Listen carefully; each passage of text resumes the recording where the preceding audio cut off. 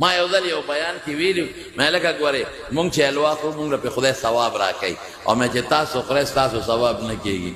نو یو بابا راته بیا وروسته وایي مولوي صاحب یوه حلوا ده چې ته یې خورې ستا ثواب کېږي او چې زه خورم زما نه کېږي وایي ځان ته یې ترغزو واله ما ورته باباجي داسې نه ده چې زه خورم زه نیت څه کوم هغه نیت کوم چې حضرت انس رضی الله عنه کړی دی حضرت انس وی کان رسول الله صلی الله علیه وسلم یحب الدباء که دوی خوښو لا ازال احبه زما ځکه خوښ دی دا زمونږ طالبان بعالمان پې پوهېږي چې د حضور پاک د تبعیض څیزونه اتباع دا زمونږ دپاره عبادت ولې مونږ وایو د پیغمبر خوښه ده نو حلوا د رسول الله مبارک خوښه ده كان رسول الله صلى الله عليه وسلم يحب الحلوى والعسل شاته خوخو الوی خوخو